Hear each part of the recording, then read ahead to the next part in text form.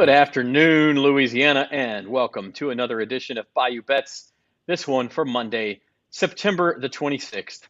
And we don't have funeral music playing, Jim, but this is the day the Saints died. At least that's what you said yesterday.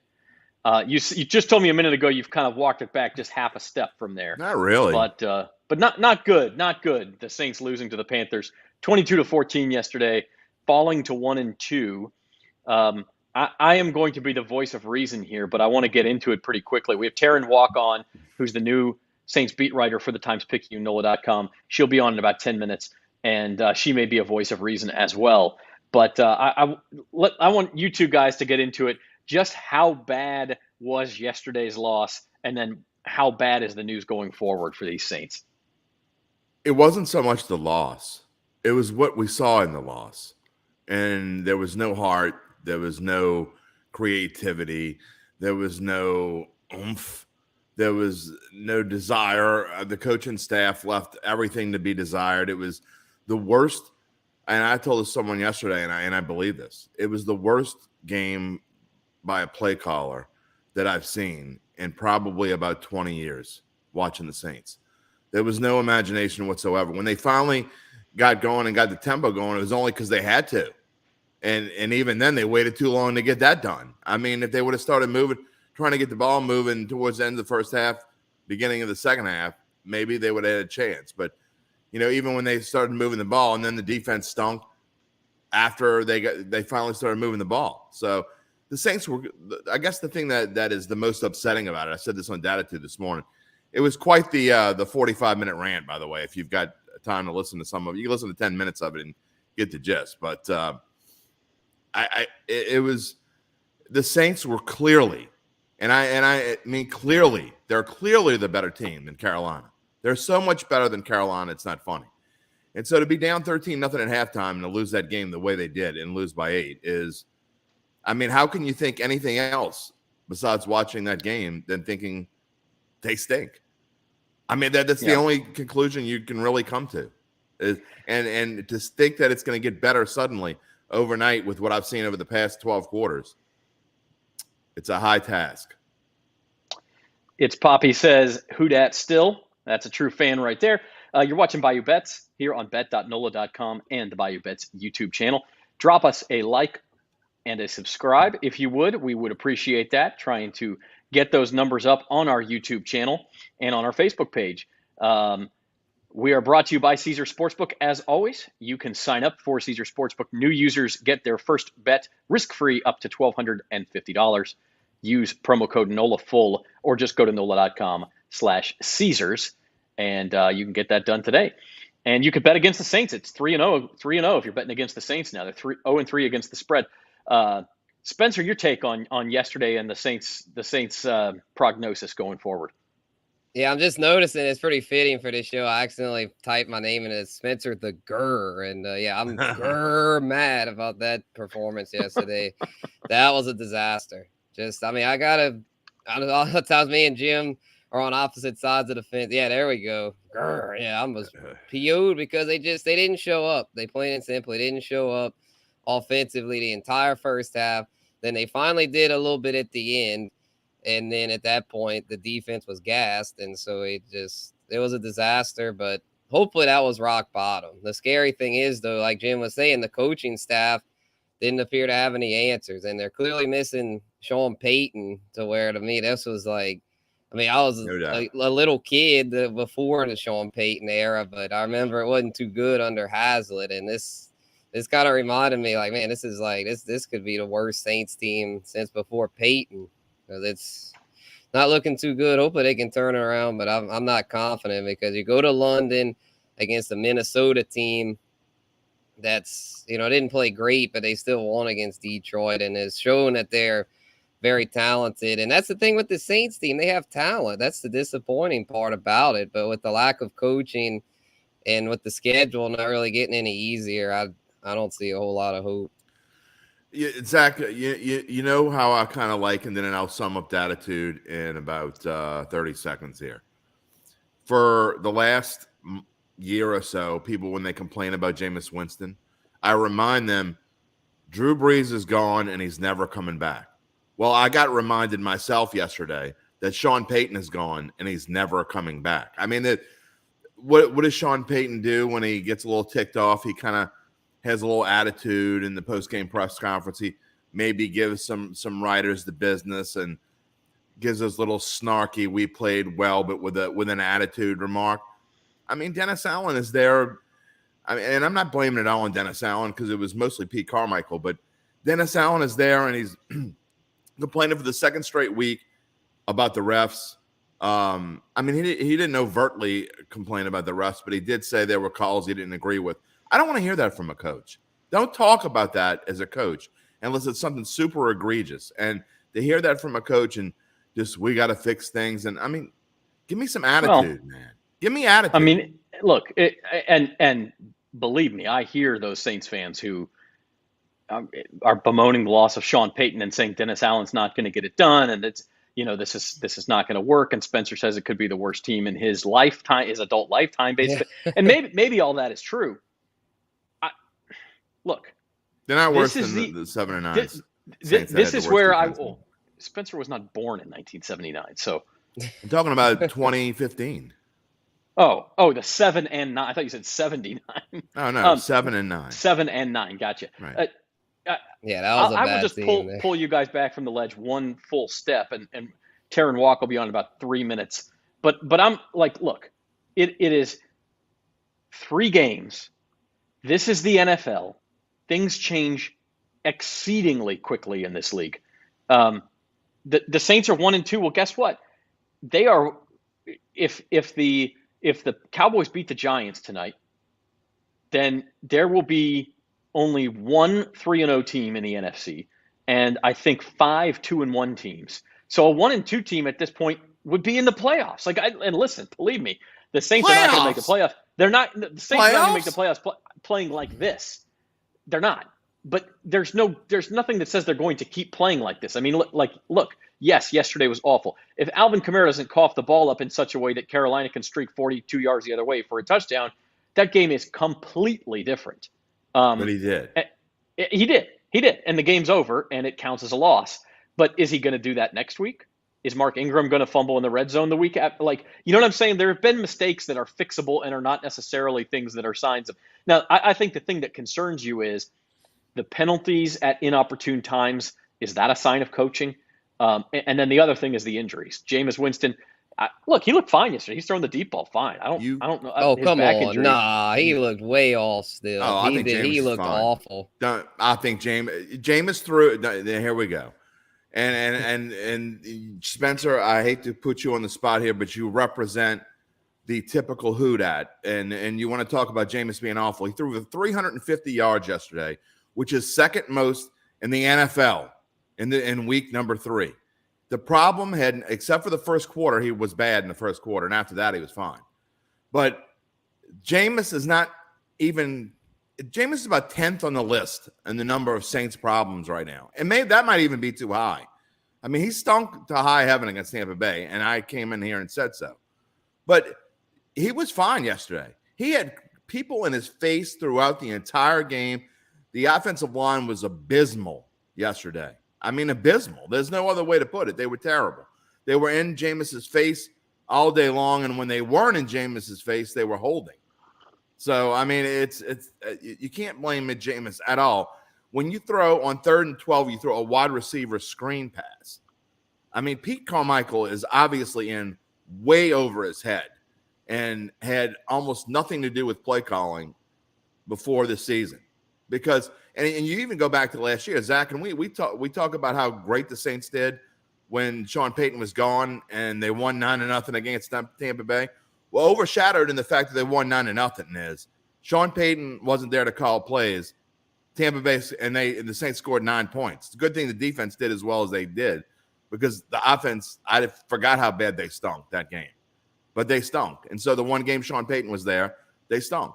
And that team last year had no business winning 9 games. Well, guess what? When all is said and done this year and we're finished, we're going to say this team had no business losing 9 or 10 games because that's the path they're headed on right now. Maybe 11 games if they keep playing like they played yesterday. And it's not going to be because of the quarterback. It's going to be because of poor play calling and no chemistry. And you talk about fixing things. I don't know how you fix chemistry. I don't know how you fix heart, because chemistry and heart aren't there. And if you don't fix those two things, you got no shot. Chemistry and heart are things people say about teams when they're winning. When they're not winning, then people say, oh, it's not there. I think you can look at the Texans, and the Texans, I think they actually, if you watch them, they play excited. And I know they're 0-3, but they're so much better than I thought they would be. And they're a perfect example of a team that's terrible. Atlanta is a team I thought would be just god awful. And I see them playing together and playing with heart. And they're 1-2, the same as the Saints, and they blew a game against the Saints. But that's a team that's playing way better than I thought they would play, because I see them playing together. And this Saints team has no business being 1-2.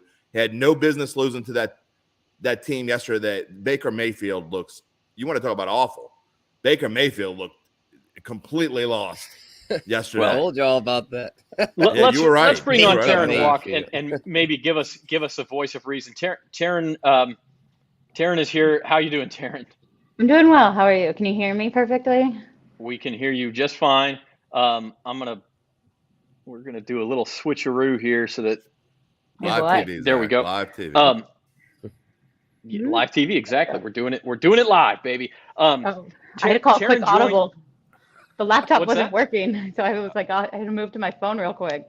Oh, okay. Well, we're glad that you're with us. Terrin is the newest New Orleans Saints beat writer for the Times-Picayune and NOLA.com, and has been covering the team now just since the preseason, right, Terrin? Correct. Day one was the Monday before the first preseason game. Okay. So just since the beginning of the preseason. So more of an outsider, I hate to use that word, but an outsider perspective, haven't been covering the team under Sean Payton, under Drew Brees, those sorts of things. First off, what's your impression been of the Saints fan base and how it's reacted through the ups and downs just in these few short weeks? The fan base has a lot of passion. I've kind of changed my view on what I think about not Dennis Allen taking over, but how he should handle it. Because during the preseason, I thought it was a good thing that he wasn't necessarily rocking the boat so much. It seemed like the transition from Sean Payton to Dennis Allen was going to be more smooth and minor changes here and there, why fix something that isn't broken. But now, as this team can't find its identity offensively, I feel like maybe they should rock it a little bit. It's not working right now, obviously. The offense isn't clicking. I said it on the Saints podcast earlier today. There's a bunch of players. There's not a team yet. There's the talent there, but none of them are coming together. Aaron, I think you hit the nail on the head. And that's kind of what I've been talking about all day long. And I mean, you can bang your head against the wall, and I know it's only 3 games, but if you bang your head against the wall for 3 games and do it on a fourth time, it's still going to hurt. So, I mean, to that end, what do you think they can change? What can be done? And first of all, do you agree that as far as the offense goes, they got to get something going, more up-tempo stuff, or they're just going to kill themselves before it's too late, before they can catch up? The fourth quarter against Atlanta showed what this offense can do. I mean, they were under pressure and executed and pulled off a comeback all within 1 quarter. But they're not expanding that beyond a single quarter. And that's not how you win football games. It's 4 quarters worth of play, not 1. And when it comes to what they should do, I mean, I think they need to get into a rhythm and stop killing themselves with penalties. And I don't know, maybe convert a 3rd down here or there. Because they have converted 13 of 39 through 3 games. Can't do that math off the top of my head too well, but it doesn't seem like a good percentage. They were 4-13, 4-13, and then 5-14. So technically they did a little better, but only by 1.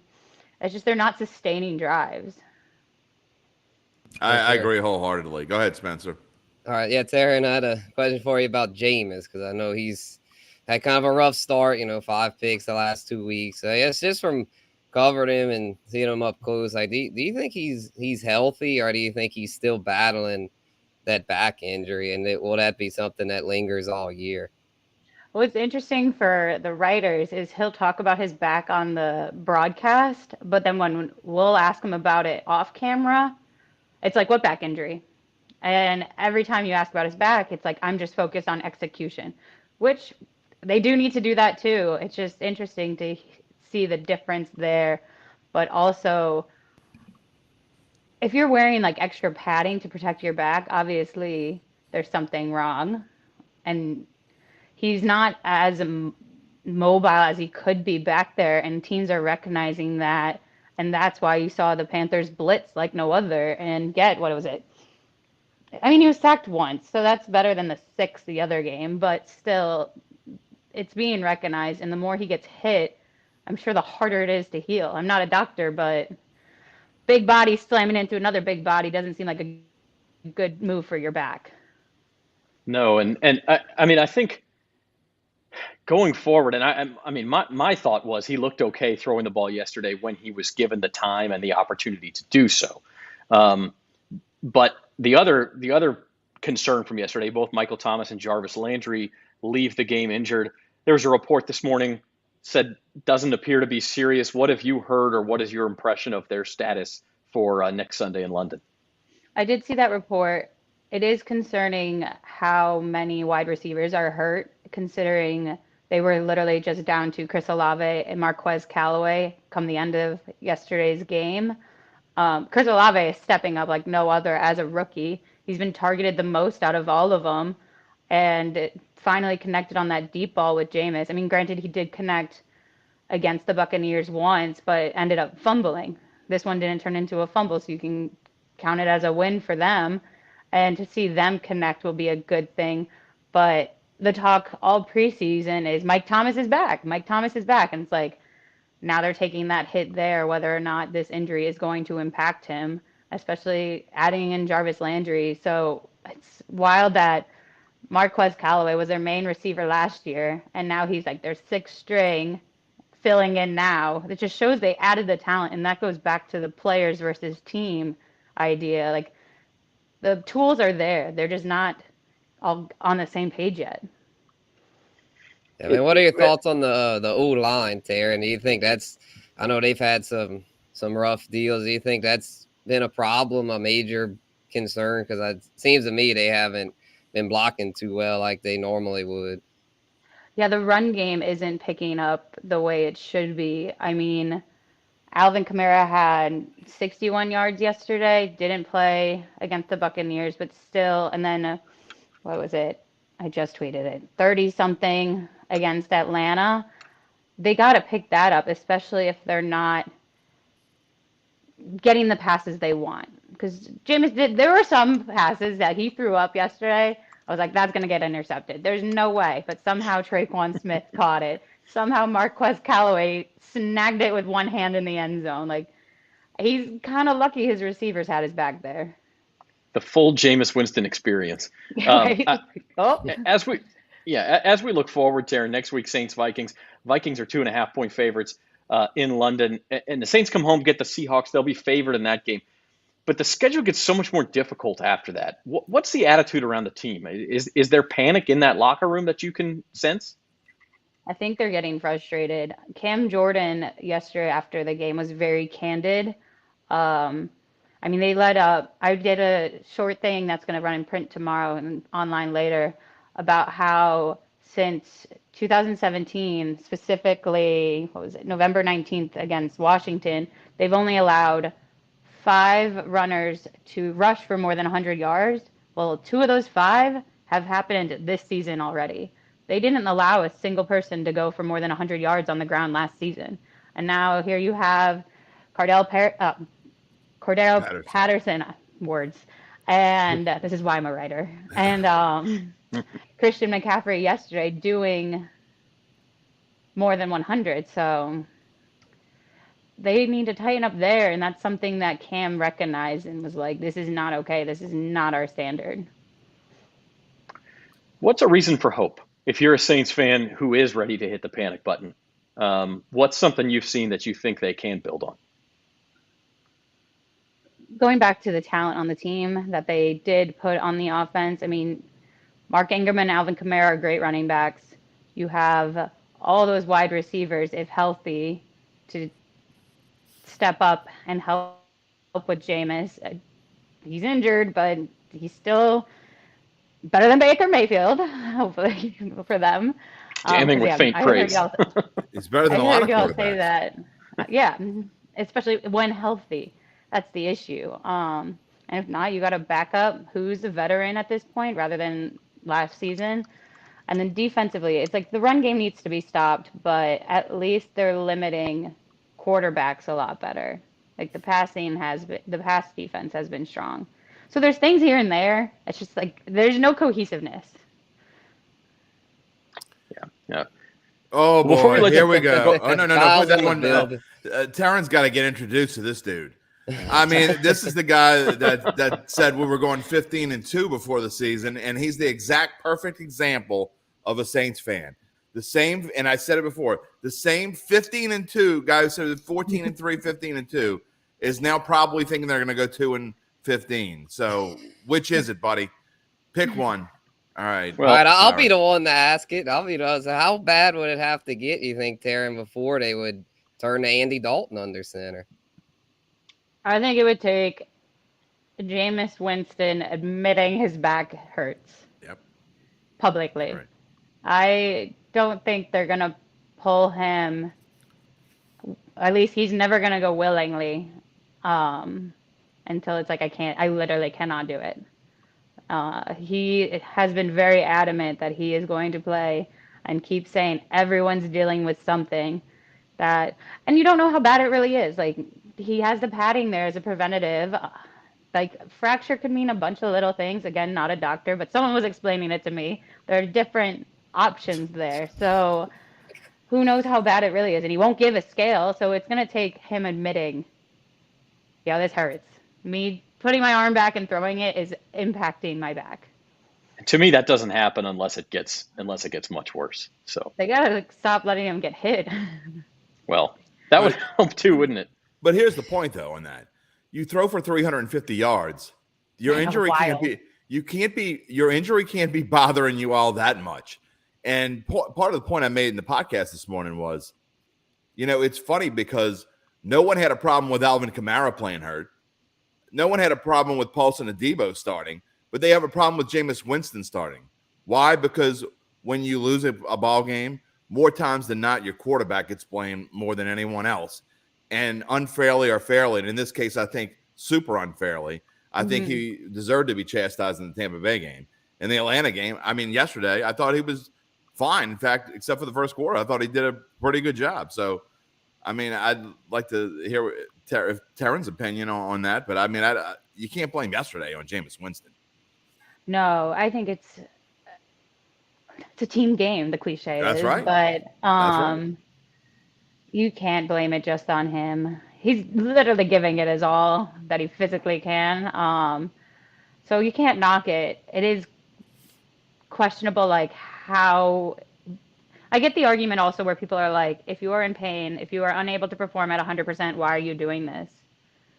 Especially since he is the leader. He's the one who's calling the shots when it matters. So I can see that side, but I wouldn't blame him. And that was something Dennis Allen talked about after the game. He's like, there's not one person to blame here. It is everyone. Well, I'm just saying to blame Dennis Allen because, man, the coaching just has not seemed up to standard. Terrin, I want him to put a personal touch on. I'm sad you just missed being chastised by Sean Payton. Because, I mean, when you ask a question he doesn't like, I mean, you're not going to get to experience that. That's fun stuff.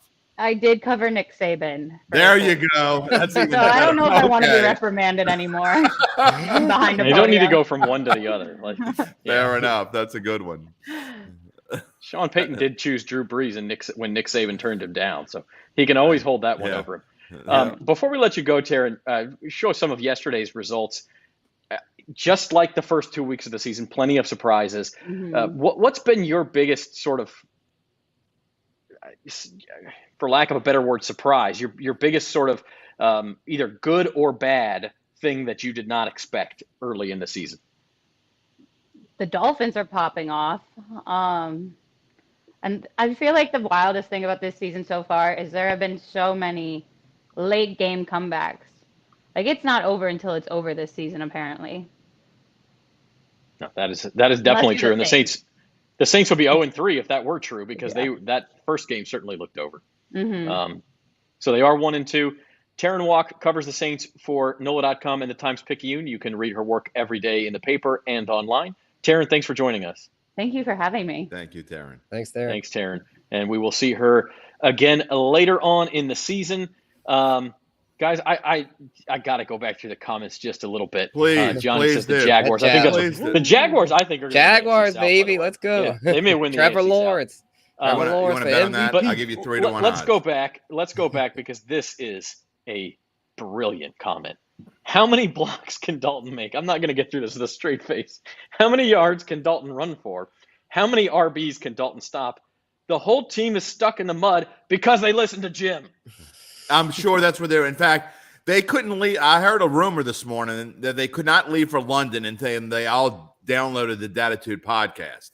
They So have I a think 3-hour delay. That's when exactly, it rains, it pours. Well, Man. that's They why. have a 3-hour delay. That's why they couldn't get. I was a little late with Datitude.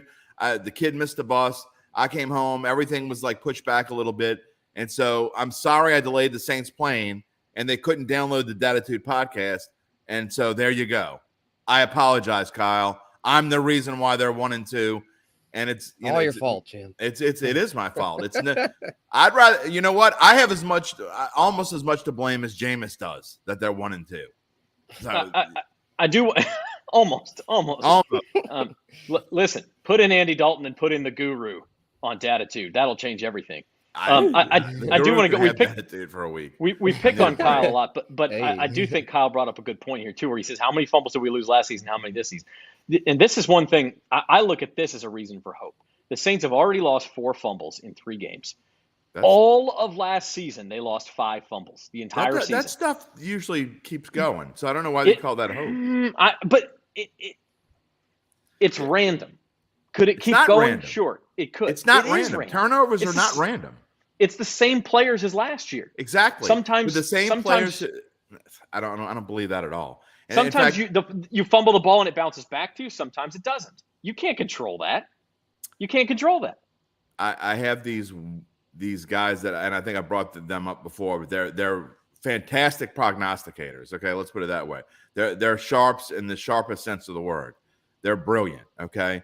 But the one thing that they bring up constantly, at least this one guy in particular, and I don't want to bring their names up because I'm not giving them a plug right here.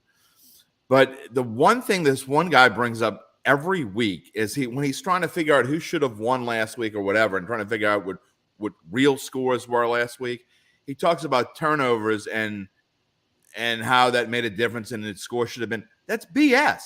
Turnovers are part of a game. Unless you're going to take if a turnover doesn't count and you say, okay, you fumbled the ball, it doesn't count. They're not random. The players they fumble at a certain rate. They are intercepted at a certain rate. They're going to do what they do in history at a certain rate. And just because this team, it's not the same team. They had 59 guys on that were injured last year. There were guys coming in and out of here like a damn, like a train station. So it's not the same guys. If they're fumbling and throwing interceptions now, they're probably going to be fumbling and throwing interceptions later. So it's not random. And that's one thing I will say about Jameis, that he is going to throw picks, but I'm actually okay with that because I like to see the way he played the last 3 quarters and just kind of letting it loose, as opposed to the one that's I hated that. Well, you know what? It's better than about 18, 19 other quarterbacks. Uncle Big Nick's on here right now, and I know he wouldn't rather have Jameis. He wouldn't rather have either one. But did anybody watch Jimmy G and Russell Wilson last night? You want to talk? You think Jameis Winston were better? Those 2 guys were awful. Russell Wilson couldn't do a damn thing, and he hasn't for 3 games now.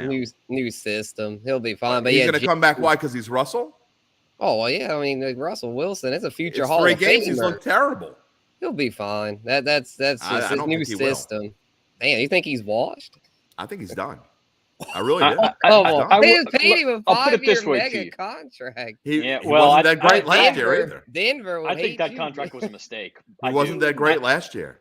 I don't know that Russell Wilson is washed right now, but in 5 years, I think he will be. Well, I mean, he's going to be, what, 38, Yeah, 39 years that old. contract is not going to look good in 3 years. I'll tell you that right now. But it may not look good in 3 months. I don't know. Saints last year lost 5 fumbles. They fumbled 14 times. And I know what you're saying, Yeah, Jim. great. Some players are more prone to fumbling than other players. But you can't after you fumble, you're not prone to getting the ball back more. That's just total luck. That's just the bounce of the ball. I mean, that like.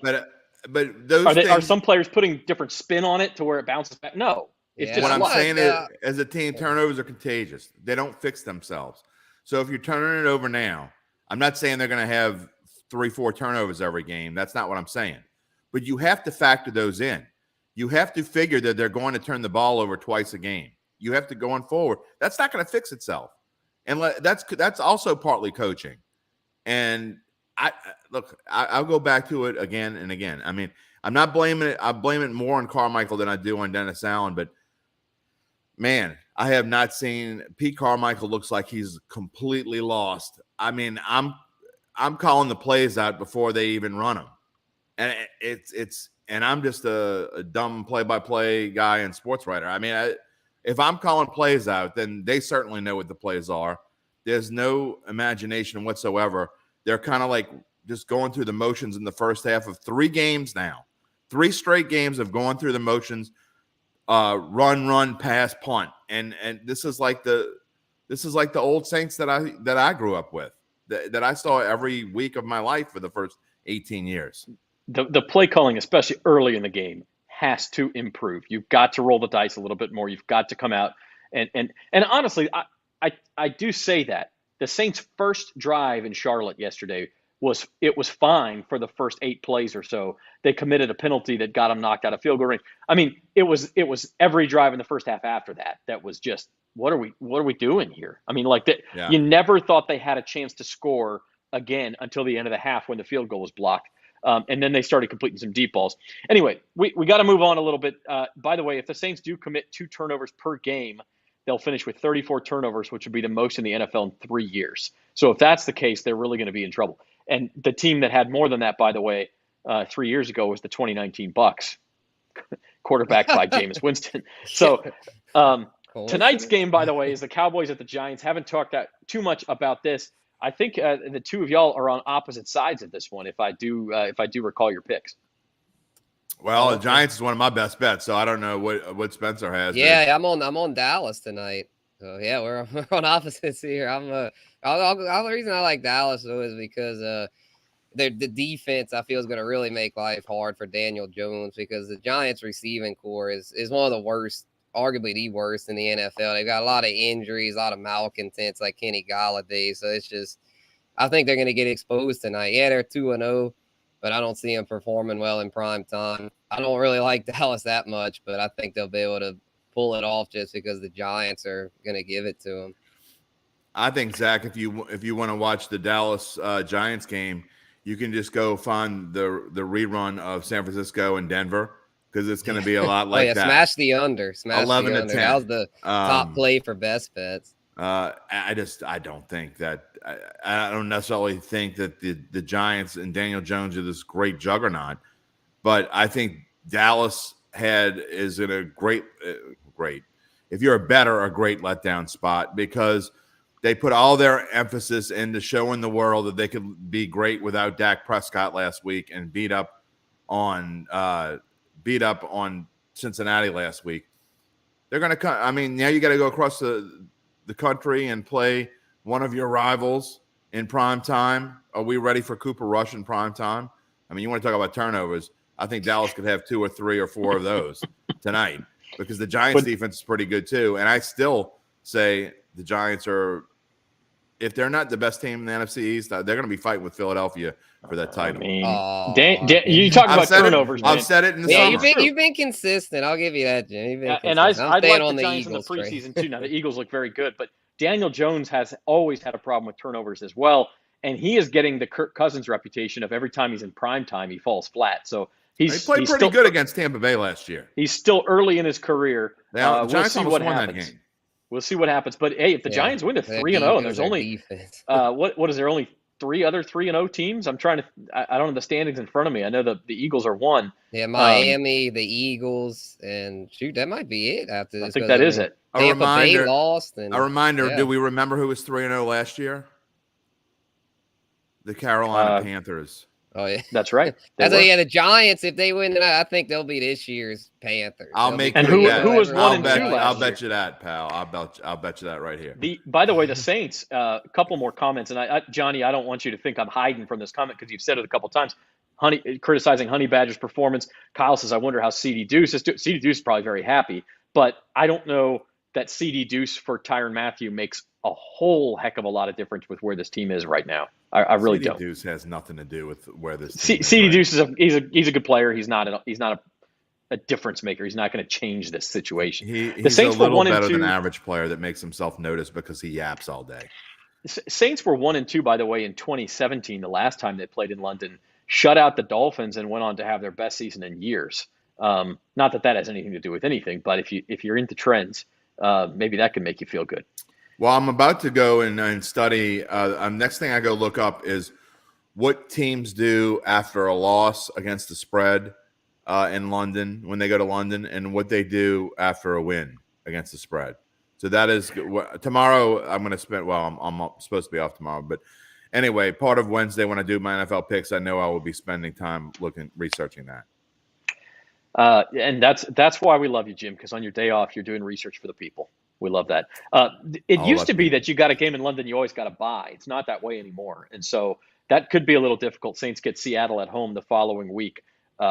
Again, they'll be favored in a game they should win. But again, coming off the trip to London, we'll see how injuries are. Could be an issue. But I want to get to college football here on Bayou Bets just for a few minutes. Haven't gotten there yet. The other sort of hometown team, Tulane lost to Southern Miss, by the way, which I think you called that, Jim. That was Jeff Duncan called that too. It was like letdown city after they beat K-State, and K-State turned around and beat Oklahoma. So you never know what you're. Yeah, nothing ever makes sense. Tulane plays Thursday against Houston. That's a big American Conference game. But the other sort of hometown team in South Louisiana, LSU, okay, they beat New Mexico 38-0. Whoop-de-doo. They look much better than they did even a month ago. I mean, there's no doubt about it. 2 first downs, Spence. Yeah. Yeah, that was crazy. I didn't think they'd do quite that well. I was thinking New Mexico could backdoor cover that, but nope, that was a straightforward domination. Yeah, I mean, New Mexico needed another touchdown for the backdoor cover and never got on the scoreboard. I mean, the defense is, with all the players that were out for this week, I expected New Mexico to score a couple touchdowns. And like Spence said. And Keyshawn Butte was out too. Yeah. I mean, and Jaden Daniels went out for part of the game too. New Mexico, I think, came in with a top 20 defense. I mean, their schedule wasn't great, but they did play Boise State, and they play. It's not like they've been playing total nobodies, and they have for a Mountain West team a pretty good defense, and so LSU was able to move the ball, shut them out. Now they go to Auburn, which look, that spreads up to 8 already. Yeah, it's already up to 8, and I think it's on the rise. Auburn is a complete mess. Just let me get on my soapbox for a moment so y'all can feel sorry for me. Missouri graduate here. That was – they miss a 25-yard field goal as time expires in regulation with an All-American kicker. And that wasn't even the most painful thing to happen in that game because 10 minutes later, they fumble the ball going into the end zone for the game-winning touchdown. So twice in one game. And by the way, Mariners fan lost an 11-2 lead yesterday in Kansas City, gave up an 11-run inning and lost 13-12. So it was quite a weekend. Feel sorry for me. But any way you guys see Auburn, I mean, I hate to, you hate to be chalk and pick the favorites. Auburn is a mess right now. I won't touch this game with a stick because I like LSU and so does Aunt Mabel and Drunk Joe. Obviously, that spread is ballooning. I mean, it's kind of growing like the hurricane right now. That's about to enter the Gulf. I don't want any part of this game. Right now, if you forced me to pick, I would take LSU, but I'm not going to touch this game with a stick. But LSU is definitely better than Auburn. Yeah, Kyle's right. The schedule has been kind. LSU should go to 4-1. Then the schedule gets very unkind. They got Tennessee at Florida, Ole Miss, Alabama, and then at Arkansas. I think they're 5 games after that. So you'll be very happy with 2 and 3 in that 5-game stretch. Very happy. So we'll see what happens to LSU. Other college results from Saturday. It was a wild day. Texas lost as a 7-point favorite. Clemson almost lost as a 7-point favorite. Tennessee, that was a backdoor cover from Florida, and then they kept going and going and going, recovered an onside kick, and almost backdoored a victory. The A&M Arkansas game, one of the crazier games you'll see, where A&M returned a fumble 98 yards for a touchdown. That was the key play. Mentioned K-State upsetting Oklahoma. Oregon State almost upset USC. I talked about the power of those Woods and Corvallis. It almost came through, but USC didn't cover the spread. They were able to stay undefeated. One of those years in college football, the top three, Alabama, Georgia, Ohio State, haven't really been challenged yet, but everybody else is just total chaos. The Clemson Wake Forest game was the best game I've definitely seen so far this year, and it's one of the best games that I've seen in a couple years. It was fantastic to watch if you like offense. And I was so impressed with the Wake Forest quarterback. I obviously haven't paid much attention to them. I was just upset with them because they beat my Doors a couple weeks ago. But it's okay. The Doors got over the win total. But Wake Forest is going to be I think they're going to be this year's Pitt. Well, I mean, they were in the ACC championship game against Pitt last year. So they could win. Now, they got a loss to Clemson, so Clemson will have to lose twice for them to make the ACC championship game now.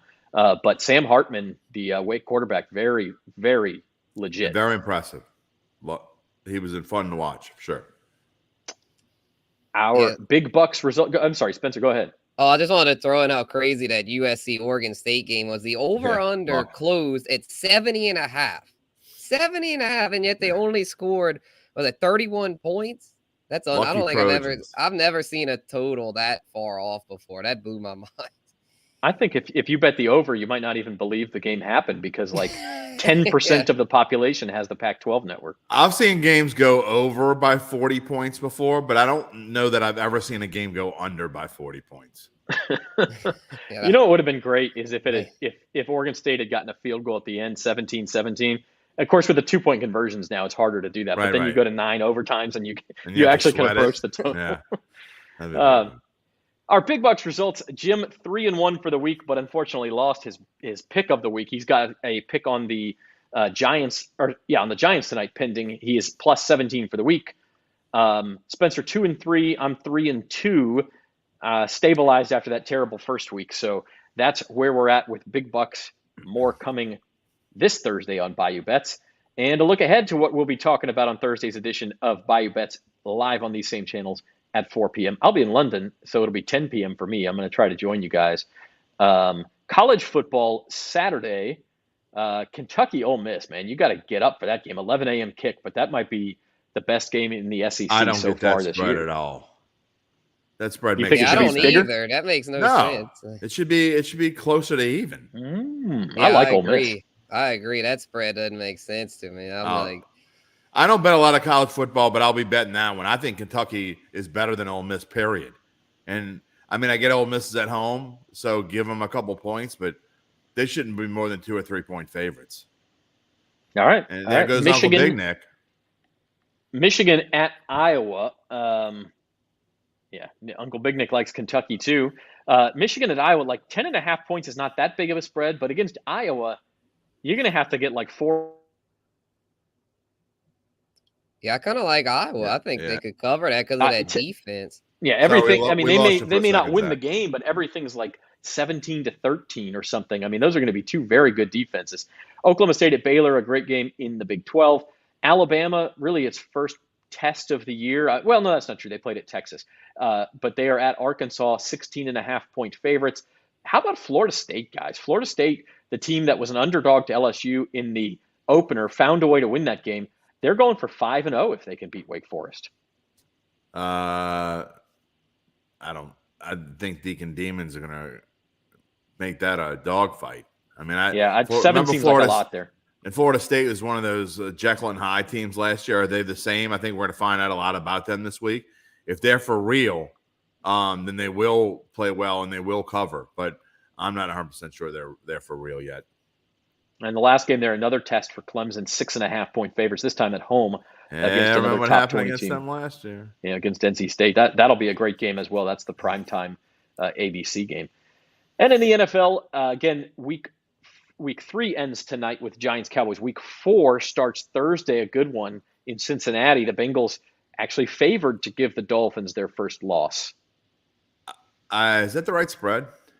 Yeah. I believe so, right. yeah. Oh, thought it yeah. was The 1.5. Bengals are favored. Yeah, I know the Bengals are favored, but I thought it was like 1.5. Yeah. As of noon, it was 3. I don't know. Okay. I'll I think check it's and see if 3.5. changed. That's what it now. is. It's 3. I think all the sharps are going to be on the Bengals for this because the Dolphins coming off a So big will Jim win. Derry. But yeah, big win against Buffalo.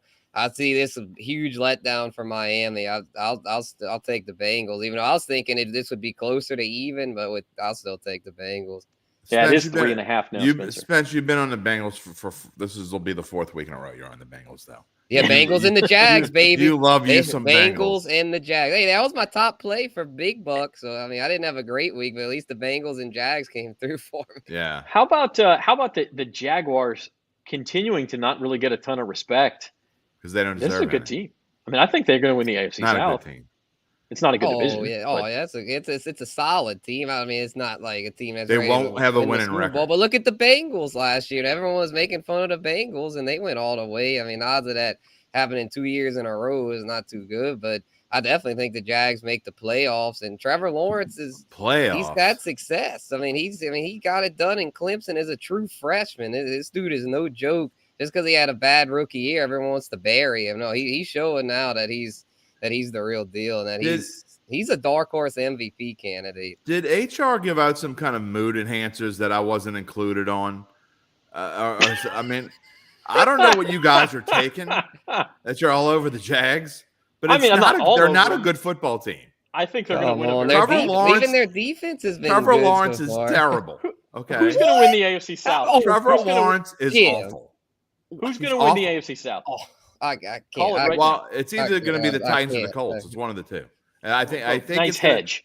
Okay, I still think it's going to be the Titans, but I still think that it's Titans, Colts, whichever one wins the division, the other one's going to finish second, and the Jags are going to finish third, and they're going to fight it out with the Texans. They'll lose one of their 2 games to the Texans. Titans found a way to hold off the Raiders yesterday, but the Raiders aren't very good either. Yeah, the Titans are not good. The Titans are terrible. I mean, they're a good coach, but they have no talent. Derrick Henry, you can't lean on Derrick Henry. I tell you what, I'll make you a bet right here. I'll make both of you guys a bet right here that the Titans beat the Jags twice. I'll take that bet. I'll take that bet. There's no way. If I get 2 chances, but there's no way they beat them twice. We'll figure that out. I like free money, free sandwiches, free candy, free drinks. I think you like giving away sandwiches.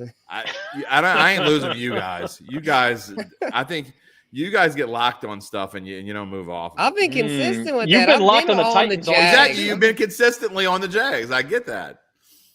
All right. Kyle says he's with Jim. He thinks the Jags Kyle. Well, guess what, Kyle? He said they're going to win no games. They've won 2 already, buddy. I didn't and say it's only 3 games. Kyle said that was Kyle's talking to Kyle. Yeah, the Jags wouldn't win 2. He was saying how terrible the Jags and Trevor Lawrence were, but they're Trevor Lawrence is not good. Couple of road favorites: the Bills -3.5 at Baltimore, and then a Super Bowl. What was that? 55 rematch. Super Bowl 55. That's right. Chiefs -3 at the. That was like the last pre-pandemic thing in the world. Yeah, was that Super Bowl? So Chiefs are 3-point favorites in Tampa Bay. By the way, I mean, I know the Saints would have to pull an upset to win in London. There's a pretty good chance that they're tied for first place at the end of next week. It's certainly not out of the realm of possibility, despite all the weeping. Pretty good chance. They have to win to be tied for first place. Okay, not better than 50-50, but better than 25-75. If you say so. I mean, it depends on it. It's certainly a non-zero chance. Jerry says he's not giving up on the Saints. There we Good go. for you, Jerry. Love the energy, Jerry. Love the energy. Yeah, neither am I. Keep us positive because me and Jim is, yeah. Put it this way. I am certainly giving up on my Super Bowl and NFC tickets, whatever. I'm like literally, I'm not joking. I would rip those up if I had them. I still have many prayer left. I mean, 7 to win 8 games in the grand scheme of things is not that much. To go 8 and 9. The NFC is not that good, so right. I mean, so 8 and 9, I wouldn't rip that up per se, but I would sell them real cheap. So, all right. Well, we shall see how things look. We'll talk to you guys Thursday. Spencer and I will be on at 2:00 tomorrow for the fantasy roundup. If you are a fantasy football player, I encourage you to come on. Trevor Lawrence, quarterback of the week. Oh, he Come was on nice. now. Crazy For fantasy that. week. All kind of wild stuff. Khalil Herbert, Mac Hollins, names you Yeah. wouldn't It have was expected. it was not a good week to have a team that looked like it was stacked before the year. That like True. it just True. it was not one of those weeks where the guys you expected to go off went off. I have a team that went completely off in week 1 and was terrible yesterday. DeAndre Swift hurt. Yeah. Out Patrick multiple Mahomes didn't weeks, do a most whole lot. likely. Michael Pittman and Justin Jefferson both didn't do anything. Team looked like it was stacked, didn't do anything. Yeah, I played against Russ, and my 2 leagues. I played against Russ in one league, and I played against Matt Stafford in the other. Lucky. Needless to say, I won. I won. So we will be on the air at 2:00 tomorrow with a fantasy roundup, and then on Thursday, Bayou Bets, 4:00 Central Time, 10:00 British Standard Time. I will be at the In-Laws in London, or I might be at the New Orleans Saints media event at Kensington Pub. I don't know where I'll tune in from, but I will be with you guys. That's right. We'll have some tea and crumpets. It's tea time, 4:00. So we'll see you guys then. Thanks for joining us. Remember to sign up for the Caesars Sportsbook. Join the action. NOLA.com/Caesars. Until Thursday, for Jim Derry and Spencer the Guru, I'm Zach Ewing, and this has been Bayou Bets.